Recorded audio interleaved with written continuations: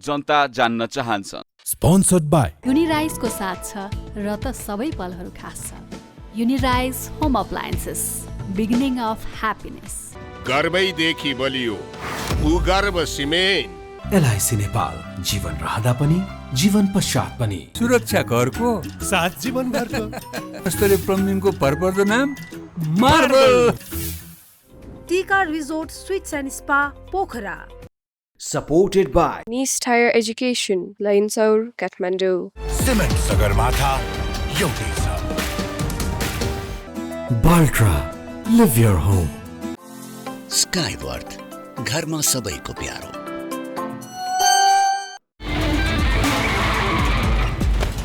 Mountain due, डोरको अगाडि जित्छ। सस्तो र भरपर्दो हवाई टिकट्सको लागि Amira International Travels and Tours, effortless travels, beautiful destination. प्रस्तुत छ डबल एक्सन युक्त डमी कुल।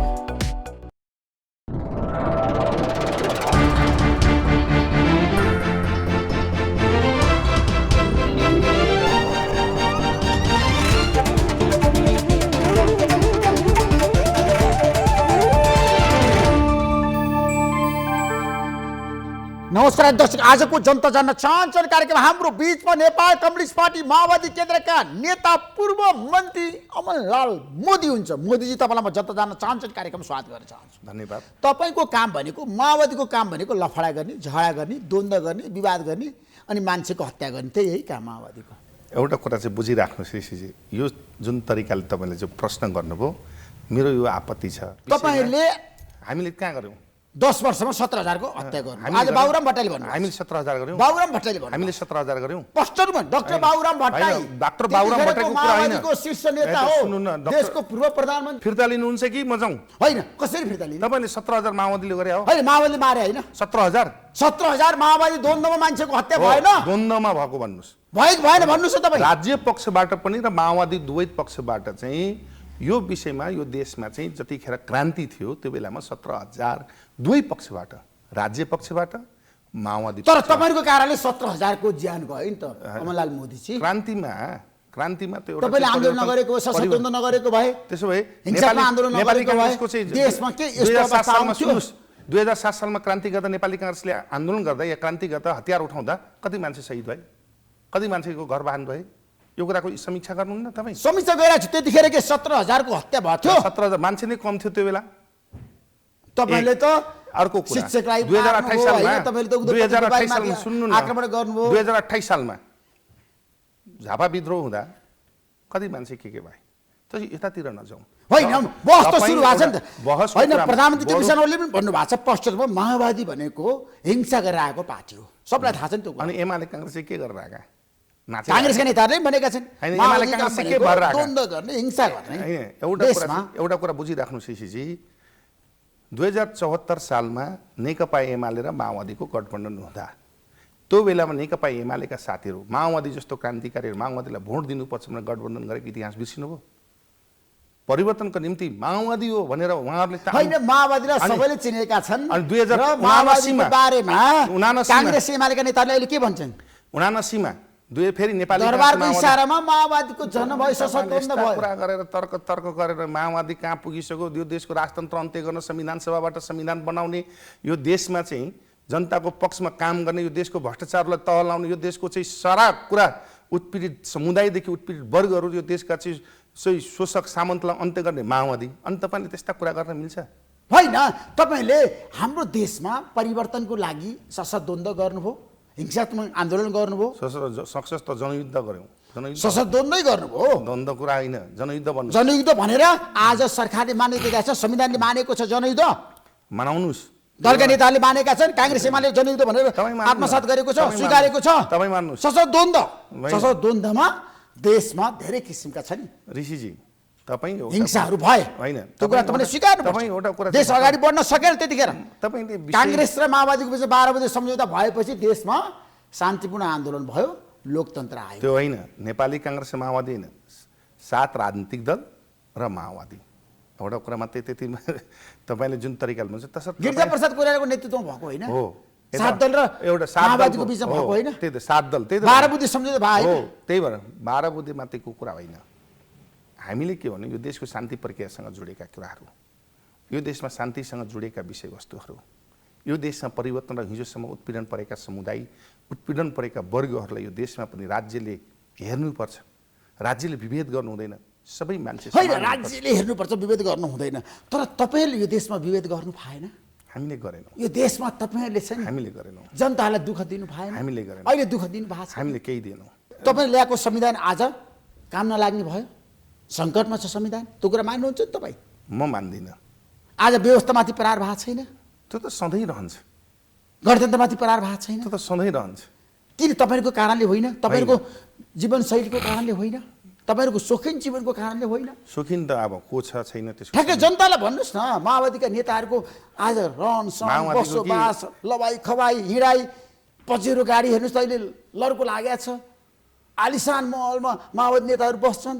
अनि देश बनाउनु तपाईँले सक्नुभयो, विकास गर्न सक्नुभयो? 18 वर्ष मलाई भन्नुहोस् त आज। हेलो ऋषिजी, सशस्त्र द्वन्द्वको स्पिड त्यही हो ऋषिजी, तपाईँले गरेको जनयुद्धको भावना त्यही हो। ऋषिजी, तपाईँले एउटा कुरा जनयुद्धको अपमान गर्ने जुन तरिकाले गरिराख्नु भएको छ, तपाईँको टेलिभिजन मार्फत जुन तरिकाले आज यो परिवर्तनको कुरामा तपाईँ जस्तो मान्छे चाहिँ तपाईँलाई जेल थुनेको यही देशको राजतन्त्र पक्षद्वारा यो देशमा चाहिँ तपाईँ जस्तो मिडिया कर्मीलाई थुनेर तपाईँ पनि आफै हिरासतमा बसेको मान्छे हो। बोल्न सक्ने अधिकार पनि दिएका थिएन, तपाईँ बोल्ने अधिकार पनि दिएका थिएनन्। बोल्दा तपाईँको थुतुनमा चाहिँ पट्टी लाएर हिँड्नु पर्थ्यो, लुकेर हिँड्नु पर्थ्यो। आज त्यो कुरालाई जब माओवादीले आज यो कुरामा परिवर्तनको कुरा माओवादीले तपाईँ बर्खिलाप गर्ने, यो कुराको नितान्त तपाईँप्रति मेरो के छ असहमति छ। हुन त अब तपाईँलाई भन्न त मन छैन, तपाईँ राजनीतिक रूपमा चाहिँ कतै पूर्वाग्रह तरिकाले त होइन। मोदीजी, म कहिल्यै पूर्वाग्रही मान्छे होइन, पुरै पूर्वाग्रह। ठ्याक्कै भन्नुहोस्। आज पूर्वाग्रह अनि जनता जान्न चाहन्छ पूर्वाग्रह। राज संस्था फाल्नको लागि तपाईँले भूमिका निर्वाह गर्नुभयो, तर राज संस्था फालेर सङ्घीय लोकतान्त्रिक गणतन्त्र आयो देशमा, हो व्यवस्था परिवर्तन भयो, अवस्था परिवर्तन भयो। एउटा कुरा, जनताले सेवा सुविधा पाछन्, जनता आक्रोशित छैनन्। मेरो प्रश्न, तपाईँले ल्याउनु भएको गणतन्त्र ठिक छ, ल गणतन्त्र ल्याउन माओवादीको भूमिका छ, अमरलाल मोदीको भूमिका छ, म खुलेर भनिरहेको छु। संहिता ल्याउन, यो देशमा परिवर्तन गर्न, सेकुलर राष्ट्र बनाउन, अहिलेको सिस्टममा मुलुकलाई अगाडि बढाउन तपाईँहरूको भूमिका छ। तर आज जनताको जीवनस्तर उकास्न सक्नुभयो? मेरो कुरा चाहिँ सुन्नुहोस्, जनता खुसी छ? सुन्नुहोस्, मलाई बताउनुहोस्। तपाईँले नै बताउन खोजेको ऋषि चाहिँ कुरा के हो भने, तपाईँलाई म भन्दैछु, बाख्राको गोठालो चितुवालाई दिएपछि सङ्लो खोजेर पाइँदैनन्। यो देशको व्यवस्था परिवर्तनको निम्ति माओवादी थियो, यो राज्यको परिवर्तनको निम्ति राज्य व्यवस्था परिवर्तनको माओवादी थियो, नयाँ व्यवस्था ल्याउनुपर्छ भने माओवादी थियो, पुरानो संरचना होइन नयाँ व्यवस्था। अनि त्यो व्यवस्थामा चाहिँ भोट जति चाहिँ काङ्ग्रेस एमाले दिएपछि जसको विचार, जसको नेतृत्व, त्यसलाई पो दिनुपर्छ त। बहुमत छ माओवादीको, बहुमत दिनु न। माओवादीको सरकार बहुमत पाएन 2064 सालमा, प्रत्यक्षमा तपाईँ मान्छे जति 300 कति थियो त्यति बेला? होइन, तपाईले प्रत्यक्षमा 300 कति चाहिन्थ्यो? 101 चाहिन्थ्यो। फेरि एउटा कुरा चाहिँ माओवादीको जनमत कति थियो? ऋषिजी, तपाईँ धेरै फरकमा हुनुहुन्छ। 601 नम्बर 1 पार्टी थिएन माओवादी, नम्बर 1 पार्टी। जनताले मन पराएको पार्टी थिएन। आज माओवादी किन कमजोर भयो? माओवादी किन आज ख्याल लाग्यो? माओवादी डाटा छैन, जनताको आकर्षण मिडियाका भएन। साथी, तपाईँ यत्रो मिडियाका साथी, तपाईँले डाटा छैन? डाटा छ मसँग। के हो त, कति थियो माओवादीको सिट टोटल भन्नु त? होइन, सिट तपाईँहरूको 238 सिट, 238 मा बहुमत हुन्छ। तर तपाईँहरूले चाहिँ धन्यले बहुमत पाए होइन, शासन गर्नको लागि चाहिन्छ 200 बहुमत। 238 मा त कति चाहिन्थ्यो बहुमत ल्याउन? त्यतिखेर माओवादीले भन्नु न, प्रत्यक्षमा भनिरहेको छु। प्रत्यक्षले मात्रै चाहिँ बहुमत हुन्छ कि तपाईँ समानुपातिको बहुमत हुन्छ? प्रत्यक्षमा जसरी तपाईँले मत पाउनु भयो, छोडिदिनु न, प्रत्यक्षको कुरा छोडिदिनुहोस्। यो जो होल टोटल समानुपातिक र प्रत्यक्ष गरेर 601 थियो, 601 मा कति ल्याउनु पर्थ्यो? 301। 238 भनेपछि कति बाँकी छ? तर पनि प्रत्यक्षमा कति थियो? प्रत्यक्षले मात्रै बहुमत चुनाव हुन्छ त? तर माओवादीले बाजी मारे, सरकार बनाउँछ, प्रत्यक्षले मात्रै बनाउँछ।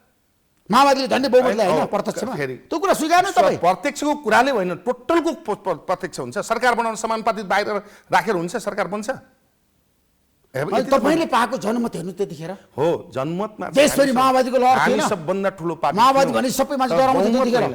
सुन्नुहोस्, तपाईँको शक्ति, तुजुक, दम्भ, घमण्ड कति थियो त्यतिखेर? तपाईँलाई त घमण्ड छ, एउटा मलाई घमण्ड छैन, धेरै घमण्ड छ। अमरलाल मोदी तपाईँ मिडियामा तपाईँ जतिको मान्छेले के यसो तपाईँले चाहिँ एउटा चाहिँ धादिङदेखि आएर सङ्घर्ष गरेर यसो चाहिँ देशभरि अलिअलि ऋषिजी भनेर चिन्छन्, त तपाईँले यति घमण्ड छ, मलाई केही घमण्ड यति छैन। घमण्ड छ भने म ऋषि भनेर भन्नुहुन्छ होइन। भन्दा यो देशको परिवर्तन, जसले यो देशको आफ्नो ज्यान बलिदान दिएर क्रान्ति गरेर परिवर्तन गर्नको निम्ति आहुति दिएर, अनि ती मान्छेहरू होइन, क्रान्ति के लागि गर्नुभयो, परिवर्तन के लागि गर्नुभयो? तपाईँ जस्तो मान्छेलाई बोल्न दिनु आफ्नो लागि तपाईँले बोल्न दिनुपर्छ।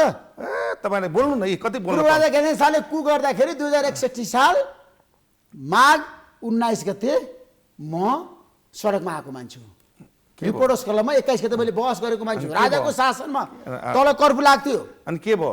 तपाईँलाई मिडियाको व्यवस्थाको परिवर्तनको लागि छ नि, सेन्सर लागेका थिएनन् मिडिया, सेन्सर लाग्दा हामी त्यतिखेर केन्द्रित थियौँ। आज सेन्सर छ। त्यसैले अमरलाल मोदीजी मेरो प्रश्न कहाँ दिएर भन्दाखेरि तपाईँहरूलाई, तपाईँले व्यवस्था चलाउन सक्नु भएन क्या? त्यो व्यवस्था हामी एकल बहुमत दिनुहोस्, व्यवस्था जनतालाई तपाईँले माओवादीलाई भोट दिनुहोस्, तपाईँ पनि माओवादीमा आउनुहोस्, अनि तपाईँहरू जस्तो मान्छे आएर माओवादीमा बहुमत दिनुहोस्। सारा मान्छे बहुमत दिएर यो देशमा चाहिँ एकपल्ट परिवर्तनको कस्तो हुन्छ माओवादीको शासन सत्ता, अनि तपाईँ थाहा पाउनुहुन्छ। माओवादीको शासन सत्ता पनि देखाएको छन्। प्रचण्ड त्यो त 9 महिना प्रधानमन्त्री हुँदाखेरि हेर्नु भएन भ्रष्टाचार, प्रधान सेनापतिले हटाइदिनु भयो रुकमाङ कटुवाललाई। होइन, पहिलेको कुरामा के भने हाम्रो पार्टीले रियलाइज गरिसके कि हामी पहिले सरकार चलाउनको निम्ति अलिक व्यवस्थित थिएनौँ, अलिकति अपरिपक्कै थियौँ भनेर भनिसके, यतातिर नजाउँ। माओवादी त्यसपछि हामी सरकारमा जाँदा देशका भ्रष्टाचारहरू कस्तो भयो? भागाभाग भएन, फाइलहरू धमाधम खुल्न थालेनन्, प्रचण्ड नेतृत्वको सरकारले होइन, कयौँ मान्छे जेल गएनन्। अनि तपाईँले जेल गएर के गर्ने? अब त अदालतको कुरा, आजको दिनमा छ अदालतको कुरा, नेपालमा अदालतले अब भ्रष्टाचारीहरूलाई कारबाही गर्ने हिम्मत तपाईँहरूको छ? छ र त हामी गऱ्यौँ, हाम्रो सरकार त्यही भएर ढाल्दै होइन। तपाईँको सरकार त प्रचण्ड आफैले ढाले, केपी शर्माले भन्नु भएन?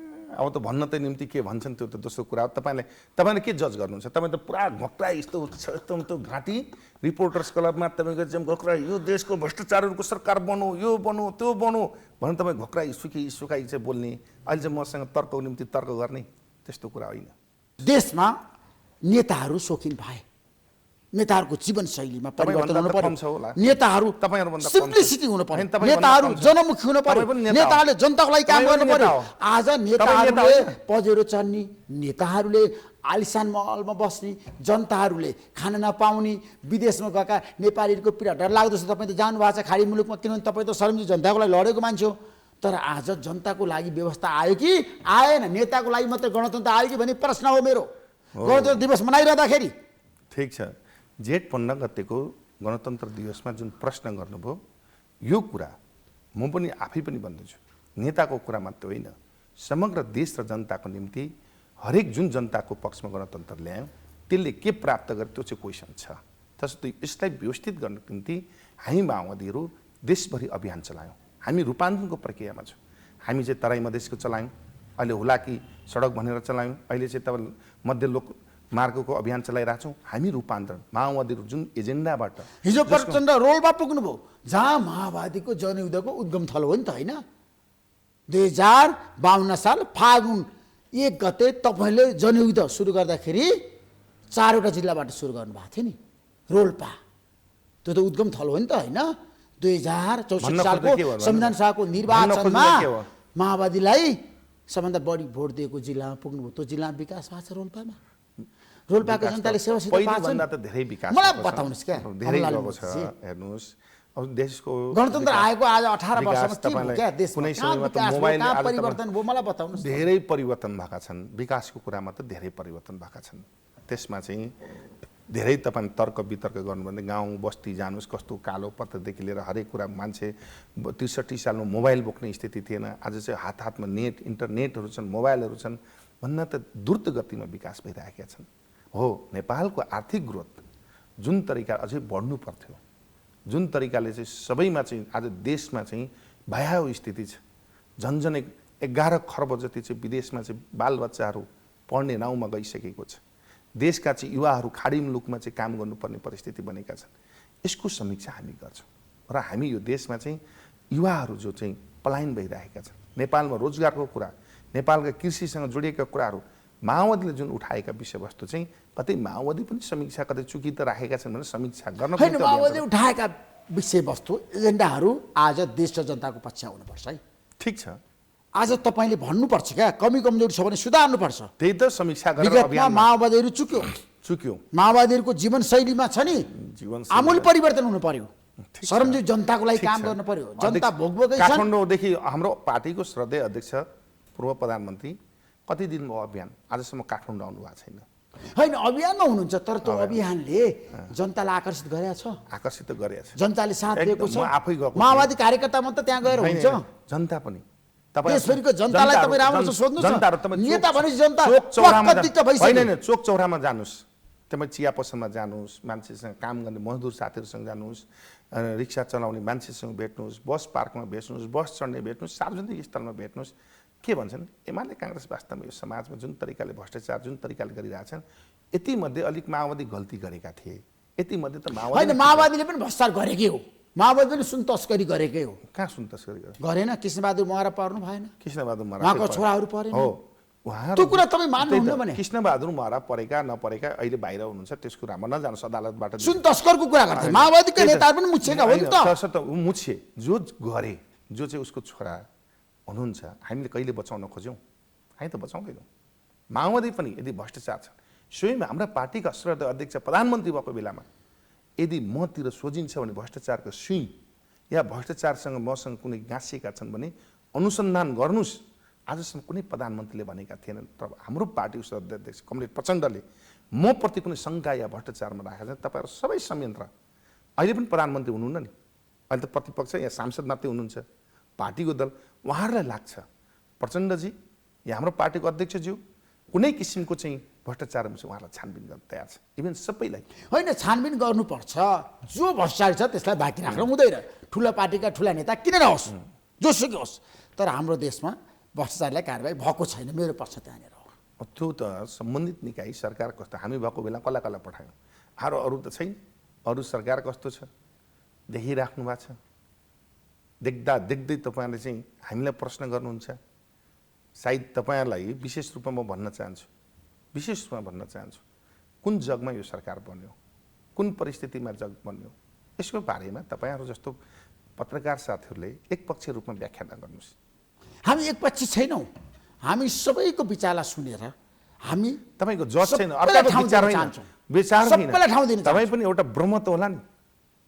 ऋषिजी पनि आफैमा त एउटा मान्छे हो नि। ऋषिजीको पनि त दिमाग होला, ऋषिजीको पनि विचार होला, ऋषिजीको पनि बुद्धि होला, ऋषिजी पनि आफ्नो विवेक प्रयोग गर्न सक्छ।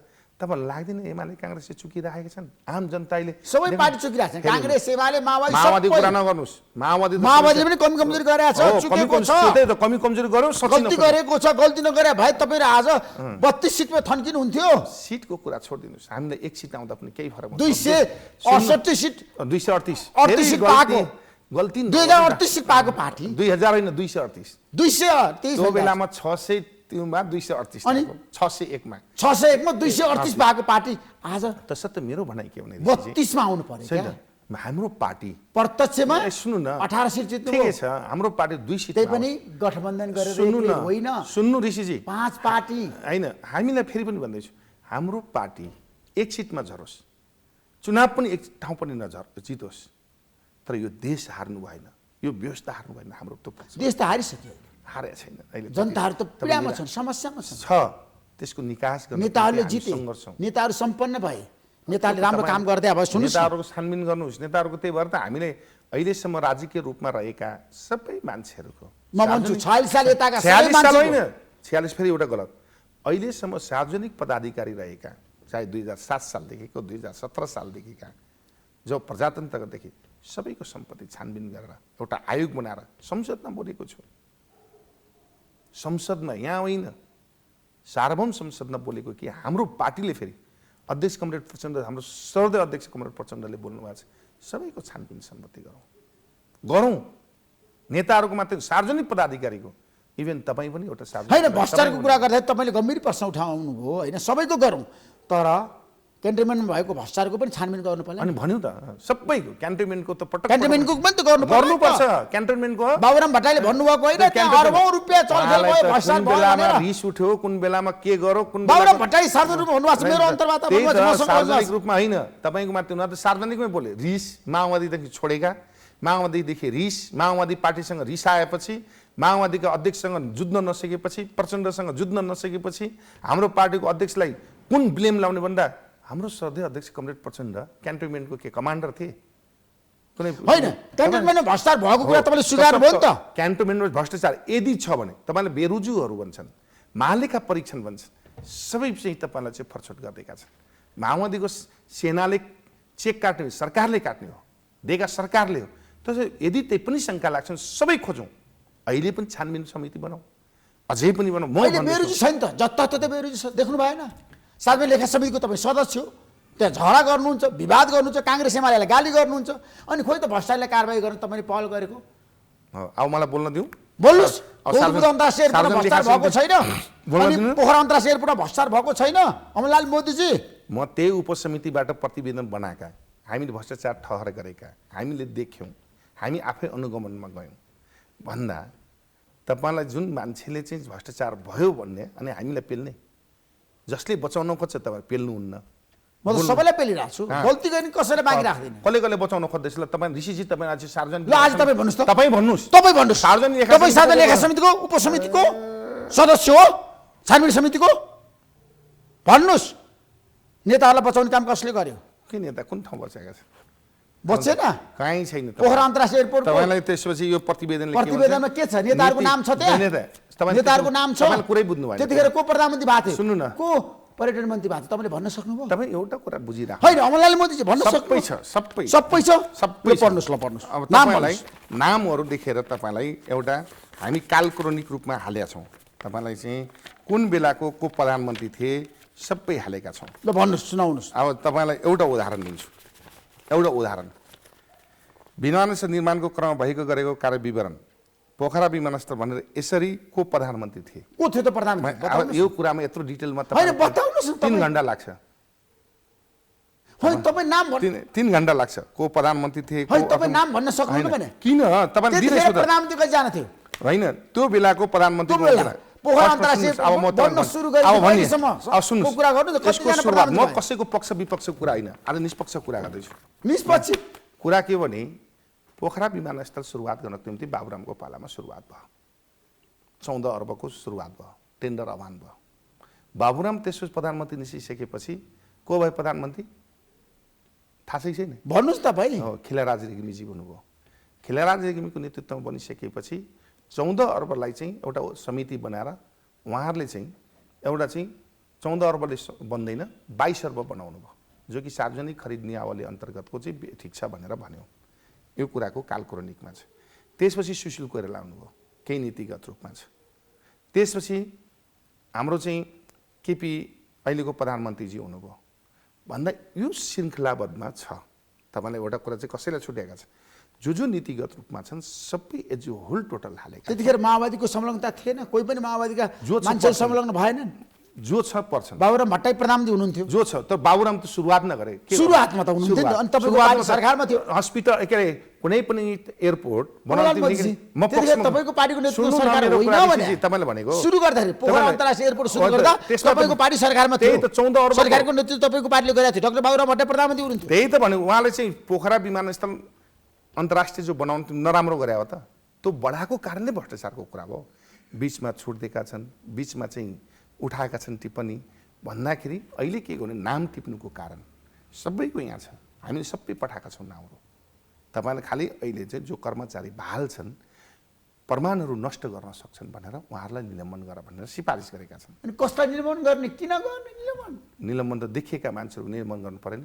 नेताहरूलाई केही नगर्ने? नेताहरूको सबै प्रधानमन्त्रीको नाम छ, सबैको पर्यटन मन्त्रीहरूको नाम छ, सबैको को भयो सबैको छ। हेर्नु न भन्नुहोस् न तपाईँ। होइन यसमा चाहिँ हामीले को प्रधानमन्त्री तपाईँ हेर्नुहोस्। ल तपाईँलाई पर्यटन मन्त्री भन्छु होइन, पर्यटन मन्त्री सबै छन्। तपाईँको कुन बेलाको को थिए के थिए सबै ल यहीँदेखि हेर्नुहोस्। ल ऋषिजी सचिवहरू को थिए? सचिवको चाहिँ मलाई थाहा छैन। तपाईँलाई थाहा छ सचिवहरू को थियो? थाहा छैन। ल हेर्नुहोस् तपाईँलाई दिए मैले हेर्छु तर हेर्नु छैन प्रतिवेदन कहाँ होइन। के छ? तपाईँहरूले जम्मा कर्मचारीलाई मात्रै मुद्दा दायर गर्नुपर्छ भनेर अख्तियारलाई निर्देशन दिनु भएको छ। होइन होइन, मेरो प्रश्न त्यहाँनिर हो। नीतिगत निर्णयमा जो पनि सहभागी भएका सबै मान्छेलाई हामीले कारबाहीको सिफारिस गरेका छौँ। नीतिगत रूपमा संलग्न भएका मान्छेहरू को हुन् ठ्याक्कै नीतिगत त्यही त को छ यो को हो त अख्तियारले देख्ने कुरा हो अख्तियार दुरुपयोग गर्न होइन तपाईँले प्रतिवेदन लेख्नु हामीले अख्तियार दुरुपयोग गर्न सक्दैन हामीले गर्ने होइन अख्तियार दुरुपयोग होइन हामीले सबै गर्छौँ अख्तियार दुरुपयोग अनुसन्धानलाई हामीले दिने हो यो नीतिगत रूपमा देखिएका छ फल्ना फल्ना प्रधानमन्त्री हुनुहुन्थ्यो फल्ना पर्यटन मन्त्री हुनुहुन्थ्यो यस्तो यस्तो छ यी सबै कुराको चाहिँ तपाईँलाई के छ डिटेल रूपमा हामी विज्ञ होइन यी विज्ञ नभएको कारणले तपाईँले चाहिँ यसको छानबिन गर्नु होला भनेर हामीले डिटेल रूपमा पठाएको तपाईँलाई विश्वास छ यो तपाईँहरूको प्रतिवेदन रड्डीको टोकरी बस्छ कि काहीँ हुन्छ अब हेर्नुहोस् यो देशमा चाहिँ ठुल्ठुला यो अहिले चाहिँ पावर अहिलेका संरचना आज पनि मैले देखेँ अहिले हिजो पास गरेको सार्वजनिक लेखा समितिले उपसमितिलाई अख्तियारमा पठाउन आजसम्म पठाएका छैनन् सभापतिज्यूले त्यही भएर बहस हुन्छ हामीले के भन्छौँ भने एउटा त अन्तर्राष्ट्रिय मापदण्ड संसारमा नियम छ कि प्रतिपक्षलाई सार्वजनिक लेखा समिति दिने हामीले यो कुरा उठाउँछौँ सरकार तपाईँले उठाउनु भएको छ तपाईँको कुरा कसले सुन्यो त्यही त सरकारको जनताले सुनिराख्नु भएको छ नि त आज सार्वजनिक लेखा समितिको सभापति एमालेको नेता हुनुहुन्छ ऋषिकेश पोखरेल त्यही त जनताले तपाईँहरू बहिष्कार गर्न सक्नुहुन्छ बिस्तारै गर्छु अमलाल मोदीजी बिस्तारै गर्छु तपाईँहरू लुरु जानुहुन्छ ऋषिकेश पोखरेलले बोलाएको बैठकमा सहभागी हुनुहुन्छ विरोध पनि गर्नु दोहोरो नीति नलिनुहोस् न कि त बैठकै बहिष्कार गर्नुहोस् हिम्मत गर्नुहोस् ठिक छ होइन भने नीति छ सभापतिको आलोचना गरेर समय खेर फाल्ने होइन त्यो कुरामा होइन सभापति आफै पनि मुछिनु भएको छ उहाँको सभापति केमा मुछिनु भएको छ तपाईसँग प्रमाण छ त्यही त आफ्नै परिवार मुछिनु भएको छ त्यो त तपाईँको मिडियाले लेख्नु हुँदो रहेछ जहिले पनि रिपोर्टर्स क्लबले के अरे उसले त्यसपछि चाहिँ विभिन्न मिडिया लेख्छन् त्यसपछि चाहिँ उहाँको मुख्य सचिव मुछिनु भयो रातारात गर्नुभएको छ तर यस्ता विवादित ठाउँमा निष्पक्ष भएका मान्छे हुनुपर्छ भनेर हामीले उठायौँ के अपराध गऱ्यौँ सार्वजनिक लेखा समिति भनेको त्यो समिति हो सार्वजनिक लेखा समितिको पद तपाईँलाई चाहियो होइन हामीलाई होइन तपाईँहरूको माग प्रतिपक्षलाई चाहियो सुन्नु तपाईँलाई चाहियो माओवादीलाई चाहियो जो प्रतिपक्ष अमलाल मोदी सुन्नु प्रधानमन्त्रीले के भन्नुभएको छ पहिला समितिको सभापतिहरू चयन हुँदाखेरि भागवण्डामा भएको भागवण्डामा गरे कांग्रेस एमाले माओवादी मिलेर भागवण्डामा यो अतिरिक्त भन्छन् सार्वजनिक लेखा समिति सबैले पाएको अतिरिक्त लेखा समिति भनेको तपाईहरुको एतरिका ऋषिजी तपाई सभापति छैनन् संसदीय समितिमा त्यो बेलामा त सरकारमा थियो सहमति गरे हो माओवादीको सरकार बरु उनीहरु अतिरिक्त दिएको एमालेलाई त अतिरिक्त अझै 3टा समिति दिएको 2टा समिति दिएका उनीहरु त प्रतिपक्ष अतिरिक्त समिति बनेको त उहाँहरुले त सार्वजनिक लेखा समिति त्यही भएर दिएका नभए अर्को समिति दिँदा हुन्थ्यो नि त उहाँहरु जतिखेर प्रतिपक्ष हुनुहुन्थ्यो कुरा त्यो होइन को प्रतिपक्ष छ को सत्ता पक्ष महत्त्वपूर्ण कुरा होइन यदि संस्था भएन सरकारको अडिटिङ गर्ने ठाउँ सार्वजनिक लेखा समिति हो सरकारको छायाको रूपमा काम गर्यो चाहे माओवादीको पनि भोलि प्रधानमन्त्री भयो सार्वजनिक लेखा समितिको माओवादीको भयो भने यसले राम्रो अडिटिङ गर्दैन छायाको रूपमा काम गर्छ सार्वजनिक विषय चाहिँ अहिले पहिला कांग्रेस माओवादी गठबन्धन हुँदाखेरि पनि सार्वजनिक लेखा समिति कांग्रेसले चलाएको थियो क्या त्यो बिर्सिनु भयो म त त्यही समितिमा छु त्यही त भने हिजो माओवादीले पनि गल्ती गर्यो सुन्नु एकै सेकेन्ड पहिला जे पनि सुन्नु न माओवादीले पनि गल्ती गर्यो कांग्रेसले पनि गल्ती गर्यो अहिले एमालेले गल्ती गरिरहेछन् एमालेका साथ त बहिष्कार गरेर हिँड्नुभयो पटक पटक आवाज उठाउनु मेरो कुरा के भने हिजो जे गर्यो त्यो के हाम्रो व्यवस्था सुदृढ गर्नु पर्दैन जनताले हामी राम्रो पारदर्शी गर्नु पर्दैन अब गल्ती जे गर्यो गर्यो अब फेरि त्यही निरन्तरता दिने हिजोसम्म नेताहरू भ्रष्टाचार गरेर फेरि भ्रष्टाचार गर्न दिने भन्दा यी कुराको बरखिलाफ व्यवस्था ठिक तरिकाले चलाउनुपर्छ व्यवस्थालाई सुदृढ गर्नुपर्छ जनताले क्वेसन गर्न दिनु हुँदैन किनभने ठुल्ठुला केसहरू ठुल्ठुला भ्रष्टाचारसँग जोडिएका कुराहरू सार्वजनिक लेखा समितिले हेर्छ सार्वजनिक लेखा तपाईलाई विश्वास छ सार्वजनिक लेखा समितिले भ्रष्टाचारका काण्डहरूको पर्दाफास गर्न सक्छ अब प्रतिपक्ष भएको प्रतिपक्षमा सत्ता पक्ष नभएको भए त गर्थ्यो नि अहिले जसरी मुद्दा उठाउनु हुनुपर्छ त्यसरी मुद्दा उठाउनु भएको छ त्यही नउठाएर त म सार्वजनिक लेखा समिति पटक पटक उठाउनु कारण के हो देश र जनताको निम्ति पटक पटक उठाउँदैछु यो छाया भयो यो सार्वजनिक लेखा समिति छाया भयो सरकारको छाया भयो यो प्रतिपक्षलाई दिनु पर्थ्यो यो सार्वजनिक लेखा समिति यस्ता ठुल्ठुला केसहरू छन् यति ठुल्ठुला केस मुद्दाहरू भन्नु मुद्दा भन्नु गिरिबद्ध टी एस्टेटको जग्गाको कुरा छन् एउटा तपाईले एउटा उदाहरण दिएको त्यसपछि अरु भर्खर जगदुल्ला चाहिँ तपाईलाई चाहिँ हाइड्रो पावरको समस्या छ त्यो त छानबिन भइराछ अख्तियार पनि मुद्दा परिसक्यो सही त हैन सार्वजनिक लेखा समितिले पनि सीआईले पनि मुद्दा परिसक्यो सुन्न आइसक्यो तथ्यहरु बाहिर सुन्नु न त्यसपछि रड र छडको चाहिँ भाउ बढो सिमेन्टको भाउ बढो किसानहरूले मन पाएका छैन किसानहरू भ्रष्टाचार भएका छन् टेलिकममा भ्रष्टाचार भएका छन् टेलिकम भ्रष्टाचार भएको छ भएका छन् पहिले छ प्रमाण त्यही त भनिरहेको छु। टेरामेक्समा भयो भन्नु, टेरामेक्समा। टेरामेक्समा दुनियाँ कुरा छ नि भन्दाखेरि यी कुराहरूको सबैको उजुर गर्ने ठाउँ सार्वजनिक लेखा समिति। आज मुख दर्शक सार्वजनिक लेखा समिति चुपचाप आज तपाईँ अर्को कुरा भनिराख्नु पर्यो। यो देशमा झन्झनै 22 अर्ब पैसा डेडिकेटेड ट्रङ्क लाइनले उठाउनुपर्छ सार्वजनिक। आजसम्म बोलो तपाईँ खालि उल्टा पुल्टा कुरा। मैले जति कसले बोलेको छ कहाँ बोल्नु भएको छ तपाईँ? अस्ति कहाँ हेर्नु बोल्नु? भएन हिजो तपाईँ साकेको एउटा अन्तर्वार्ता तपाईँले मैले हेर्नु- उठाइन तपाईँले मुद्दा उठाउनु न। तपाईँले हेर्नु तपाईँ मैले अन्तर्वार्ता हेर्नु। तपाईँ चाहिँ आज भन्दैछु यो देशमा सार्वजनिक लेखा समिति यदि प्रतिपक्षमा भएको भए या तपाईँ पनि यदि राजनीतिक दल भएको भए या राजनीतिक कार्यकर्ता भएको या सांसद भएको भएको भए होइन, म कहिले होइन कार्यकर्ता भएको भए तपाईँ मिडियाको कर्मी नभएको भए तपाईँ गर्नु नि त के यो आवाज उठाउनु न थियो? म त अझ धेरै उठाउँथे प्रतिवाद गर्थे। कसरी उठाउनु त भन्नु त? जनताको मुद्दामा छ नि सम्झौता नगर्ने। कसरी? तपाईँ पनि सम्झौता गरिरहनु भएको कहाँ गरे? बेला बेला सम्झौता के होइन, बेलुका एउटा कुरा गर्नुहुन्छ, राति अर्को कुरा गर्नुहुन्छ, बिहान एउटा कुरा गर्नुहुन्छ, दिउँसो अर्को कुरा तपाईँ गर्नुहुन्छ। ऋषिजी तपाईँले साझा लेखा समितिमा बसेर तपाईँले भ्रष्टाचारीहरूलाई कारबाही गर्नुपर्छ भनेर अहिलेसम्म नोट अफ डिसिसन लेखेर सुन्नुहोस् है। अब एजेन्डै ल्याउँदैन त गरौँ के ऋषिजी? लेखा समितिको सभापतिलाई तपाईँले थ्रेट गर्न सक्नु भएको छ। म त एक्लै लडिरहेको छु। 2-3 जना अमरेश मान्य म 3-4 जना 5 जना लडिरहेको छु। गरौँ के? यो गोकुल भास्करले तपाईँलाई थर्कमान मलाई गरे होइन, मलाई त के गर्थे हजुर? मलाई थर्कमान हुने थर्कमान म हुने मान्छे हो। तपाईँ त्यतातिर नजानुहोस् ऋषिजी, म थर्कमान हुने। मोती खानले तपाईँलाई थर्काइदिनु भयो, मलाई थर्काएको होइन, आफ्नो कुरा राख्नुभयो, उहाँहरू आफ्ना विचार राख्नुभयो। कसैले कसैलाई थर्काएर कोही थर्किने होइन। न मैले थर्काएर गोकुलजी थर्किने हो या गोकुलजीले थर्काएर म थर्किने हो या कसैले कसैलाई। त्यसो हामीले यो थर्काउने कुरा होइन, हामी त व्यवस्थाको कुरा, हामी त सार्वजनिक लेखा समिति सार्वजनिक बहसको कुरा, त्यहाँ देखेको अनियमितताको कुरा, भ्रष्टाचारको कुरा, सार्वजनिकसँग जोडिएका देश र जनताको हितको कुरा, त्यो कुरा उठाउने हो नि। होइन, तपाईँले गृहबन्धु त्यो स्टेटको बारेमा एमआरएसँग मिलेर सरकार बनाउँदा चुप भएर बस्नुभयो तपाईँहरू। कहाँ चुप बोलेको बोलेको थिएँ? कोही पनि बोलेन। कहाँ बोलिनँ? तपाईँ एमाले माओवादी गठबन्धन तपाईँले बोल्नुभयो? धेरैपल्ट बोले, धेरैपल्ट बोले होइन। तपाईँ हेर्नु सत्ताको लागि जे पनि गरिदिनुहुन्छ। तपाईँ जस्तो आज म एउटा ठ्याक्कै तपाईँलाई म भन्न सक्छु होइन, तपाईँले सत्य कुरा बोल्नुहुन्छ होइन। आज छाती हात राखेर भन्नुहोस् ल। तपाईँ भन्नुहोस् आजको दिनमा अमरलाल मोदीजी पानी बिनाको माछा र सत्ता बिनाको माओवादीको कल्पना गर्दाखेरि गाह्रो हुँदो रहेछ है। एउटा कुरा, अर्को कुरा सत्य कुरा हुनु, हाम्रो भ्रम सत्ता बाहेक सबै कुरा भ्रम हो भनेका थियौँ हो। त्यो सत्तामा गइसकेपछि देश र जनताको हितमा, जस्तो हाम्रो श्रद्धेय अध्यक्ष प्रचण्ड प्रधानमन्त्री भएको बेला, म त्यो स्वयं क्याबिनेट सदस्य भएको बेलामा यो देशको सुशासनको पक्षमा भ्रष्टाचारको विरुद्धमा जुन जिहाद छेड्नुभयो। सुशासन थियो त्यतिखेर? किन थिएन देशमा? अनि थिएन। प्रचण्डको नेतृत्व सरकारले सुशासन दिएको थिएन। तपाईँले सौरबडोमा ठुलो लफडा पर्यो तपाईँको मन्त्रालयमा, समस्या आएन त्यतिखेर तपाईँले भोग्या होइन? सुन्नुहोस् र आज कर्मचारी तन्त्रमा सुन्नुहोस्, तपाईँलाई मेरो प्रसङ्ग गर्नुहुन्छ। आज क्याबिनेटबाट आज कोही मन्त्रीलाई निस्किँदा क्याबिनेटको प्रस्तावबाट धन्यवाद कसै कुनै मन्त्रीलाई इतिहासमा त मसँग मात्रै दिएको छ। सुन्नु एकैछिन बोल्नुहोस्। त्यसपछि म मात्रै हो यो देशमा निमित्त खारेज गर्ने, सङ्घीय निजामती सेवा ऐन क्याबिनेटबाट पास गर्ने मैले बनाएको, अरूले होइन। त्यसपछि काठमाडौँमा रहेको उपत्यकामा बसोबास गरेका धेरै वर्षदेखि बासा सोसबाट बसेका दुर्गममा जाने, दुर्गमबाट सुगममा पठाउनेको को र सरुवा प्रणाली पनि सक्रिय प्रणालीबाट गर्नुहुन्छ, त्यो एउटा कमिटी गठन गरेर म मात्रै हो नि त ऋषिजी। हो, अव्यवस्थित छ, अहिले पनि सार्वजनिक प्रशासन अव्यवस्थित छ।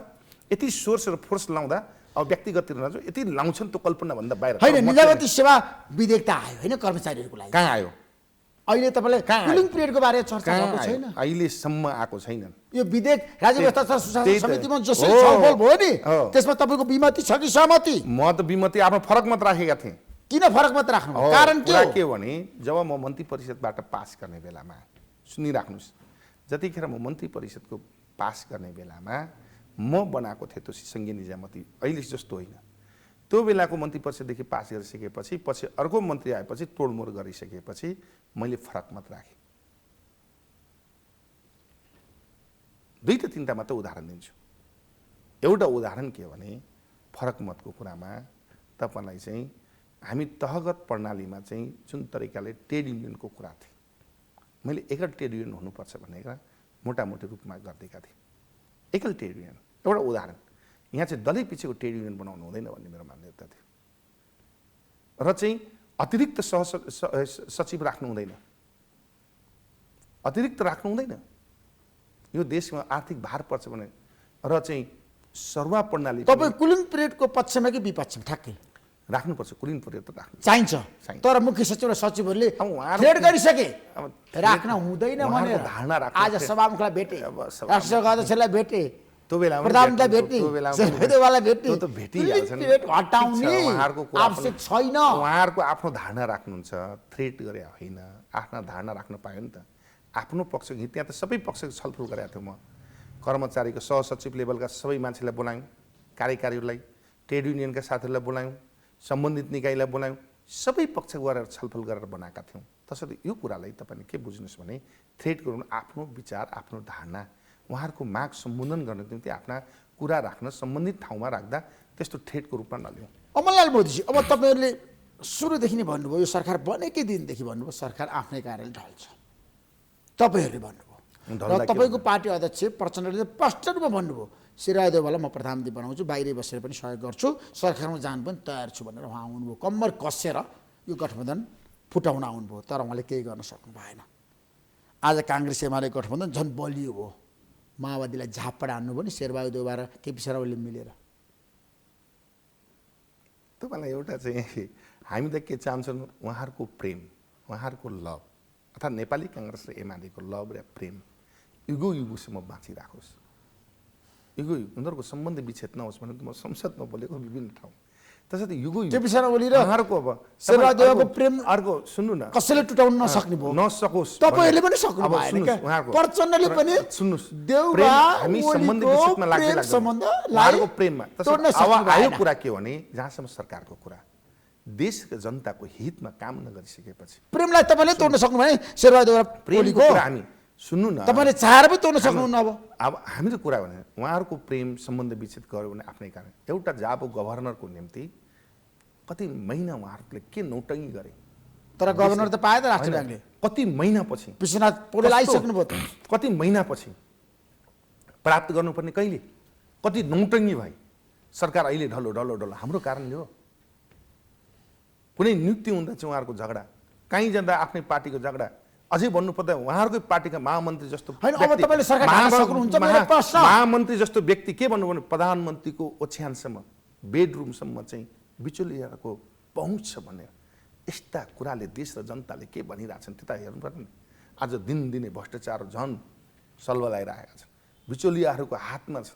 हर कुरा गरिराख्दाखेरि हामी के चाहन्छौँ भने यी काङ्ग्रेस र एमालेका जुन साथीले गर्दैछन् देशको हित र जनताको हित ननै भइसकेपछि अब पनि राम्रो गर्न सक्यौँ। देश त डुब्न दिनु भएन, देश त डुब्न दिनु भएन। अब जाँदा जाँदै एउटा निष्कर्ष निकाल्नुहोस्, राजावादीहरूको आन्दोलन छ गणतन्त्र दिवसको दिनबाट। आज पूर्व राजा गान्धी शाहले राजावादीहरूलाई बोलाएर भेटेर राजनीतिक दल नवराज सुवेदी, कमल थापा, केशरबहादुर विष्टलाई भन्नु आन्दोलन चर्काउनुहोस्, अब अगाडि बढ्नुहोस्, राज संस्था फर्काउनुहोस्, म राजा भन्न तयार छु भनेर उहाँले घोषणा गरिसक्नुभयो।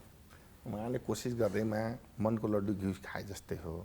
गइसकेको राजा, दुनियाँमा पतन भइसकेका राजा, यो देशमा चाहिँ राजतन्त्रको चाहिँ अन्त्य भइसकेको, यो देशमा संविधान बनिसकेको बेलामा यो राजतन्त्र अन्त्य भइसकेपछि फेरि पनि आउँछ भनेको त्यो सपनामा हेर्ने कुरा एउटा हो, तर विपनामा आउला जस्तो लाग्दैन, आउँदैन। तर आज तपाईँहरू जनमत-सङ्ग्रहमा जान तयार हुनुहुन्छ, राज संस्थै गणतन्त्र भनेर तयार हुनुहुन्छ? संविधान बनिसकेपछि भन्नुहोस् त, तपाईँ भनिरहनु भएको छ राज संस्था फर्कँदैन, तपाईँहरू जनतामा जान तयार हुनुहुन्छ? किन नआउनु?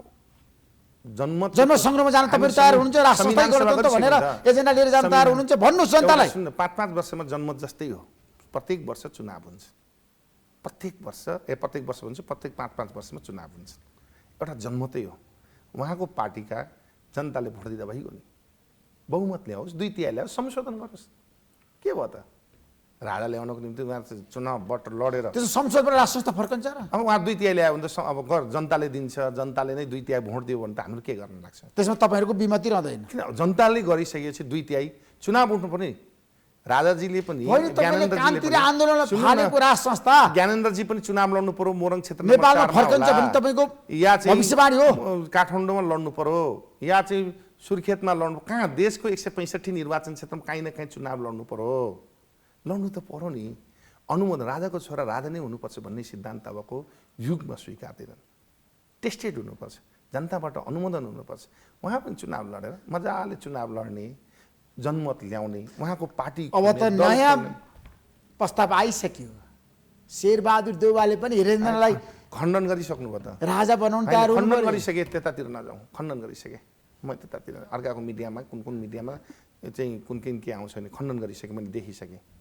त्यसो यो कुरामा हामीलाई के छ भने कोही पनि मान्छे तपाईँलाई राजा बनाउनै पर्यो भने तपाईँ जस्तो मान्छेलाई राजा बनाउँदा कति श्रीपेज, कति सुहाउँदो, हेमसम, मिडिया चलाएको हेर्नु त राजा जस्तो देखिने तपाईँलाई बनाएर तपाईँ पनि टेस्टेड हुनुपर्छ। धादिङदेखि लड्ने कि काठमाडौँदेखि चुनाव, कहाँदेखि लड्ने?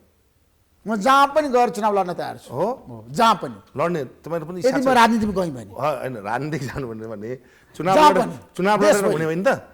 तर तपाईँले राजालाई बनाएर त हामी तपाईँ बन्नु त हुन्न नि। तपाईँको छोराछोरी फेरि होला, फेरि राजा बनाउने कुरा भएन।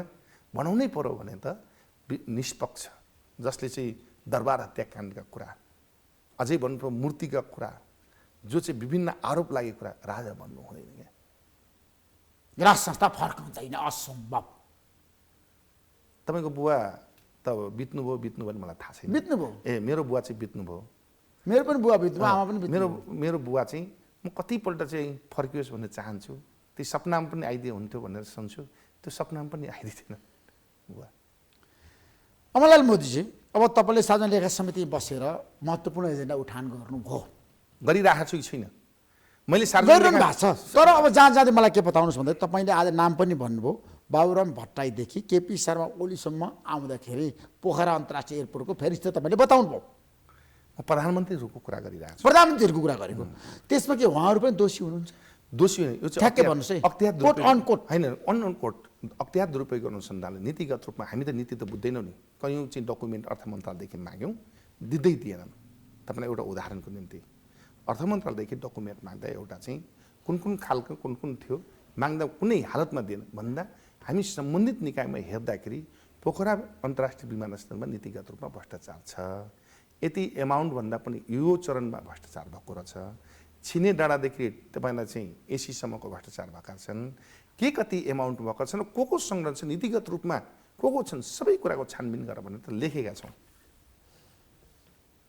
Thank you so much. लेखेर मात्रै हुँदैन, एक्सनमा जानु पर्यो, कारबाही हुनु पर्यो, भ्रष्टाचारलाई छोड्नु भएन। र म जस्तो सार्वजनिक लेखा समितिमा तपाईँलाई एक्लो मात्रै होइन, 2-4 जना छौँ। यो सार्वजनिक लेखा समिति बनाउनको निम्ति यो देशको भ्रष्टाचार, यो देशमा चाहिँ सुशासन कायम गर्ने जुन तरिकाले बोलिरहेको छु त्यसको तपाईँ समर्थन र साथ दिनुहोस्। धन्यवाद। नमस्कार। कार्यक्रममा आइदिनु भयो, तपाईँलाई धेरै धेरै धन्यवाद दिन चाहन्छु। नमस्कार।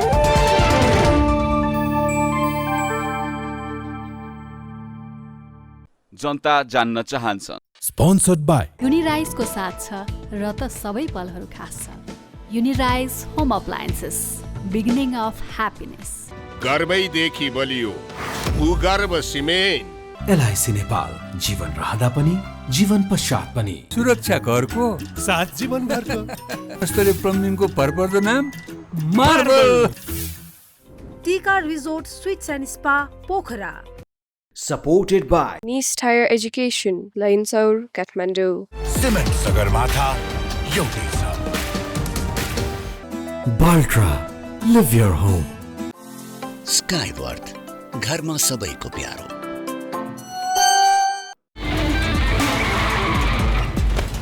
माउन्टेन ड्यू, डोरको अगाडि जित्छ। सस्तो र भरपर्दो हवाई टिकट्सको लागि Almira International Travels and Tours, effortless travels, beautiful destination. प्रस्तुत छ डबल एक्सन युक्त डमी कुल।